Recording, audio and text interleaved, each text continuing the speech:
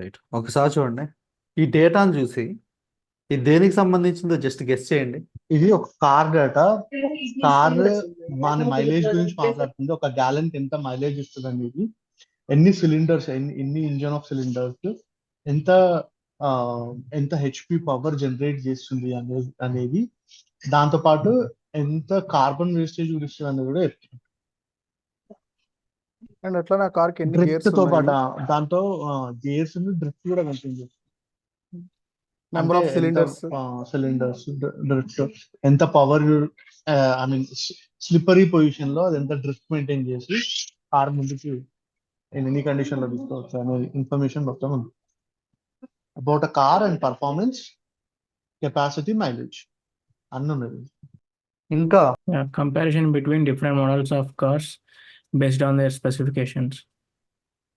Okay, ఇక్కడ first simple. ఇదేంటిదండి? ఇది ఏమై ఉంటుంది? ఇది కార్ మోడల్. కార్ నేమ్ ఏంటి?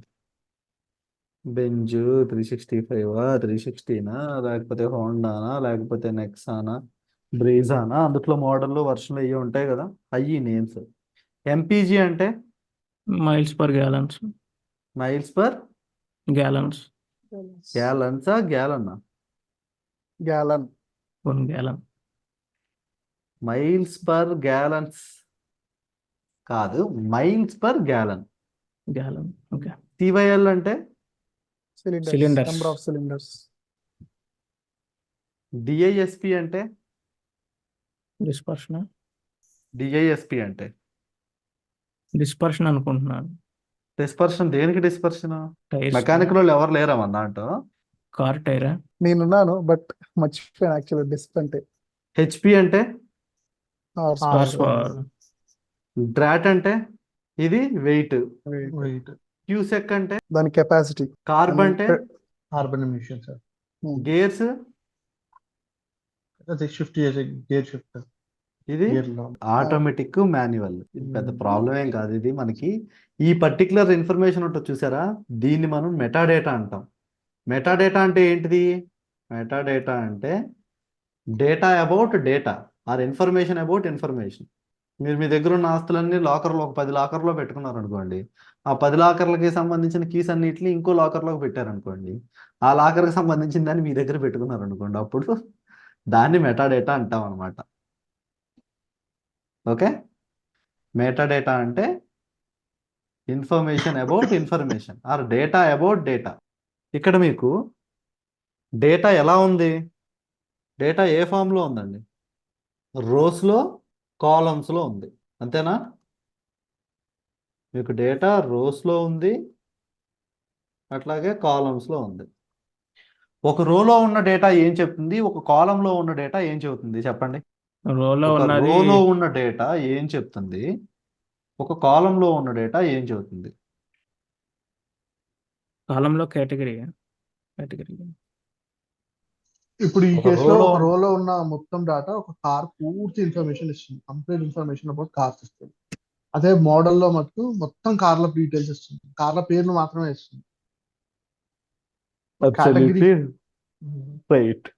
ఇప్పుడు దాన్నే మీరు ఇదే ఎగ్జాంపుల్ని మీరు స్టూడెంట్స్ ఎగ్జామ్స్ మార్క్స్ లోకి అప్లై చేసి నాకు ఎట్లా వస్తుందో చెప్పండి. రోలో ఏముంటే, కాలంలో ఏముంటాయి? కాలంలో ఫస్ట్ కాలం నేమ్ వస్తుంది, తర్వాత 5 సబ్జెక్ట్స్, టోటల్ మార్క్స్, అగ్రిగేషన్, ఇవన్నీ కాలంలో Okay. వస్తుంది. తర్వాత ఓకే, ఒక్కొక్క స్టూడెంట్ పేరు, దానికి సంబంధించిన మార్క్స్, టోటల్ వాళ్ళు పర్సంటేజ్ వస్తుంది. ఓకే. ఇప్పుడు నాకు రోస్లో చెప్పండి, ఒక రోలో ఏముంటది? అట్లా మీరు తయారు చేశారు అనుకుందాం, ఇట్లాంటి టేబుల్ ఒకటి. ఒక రోలో ఏముంటది?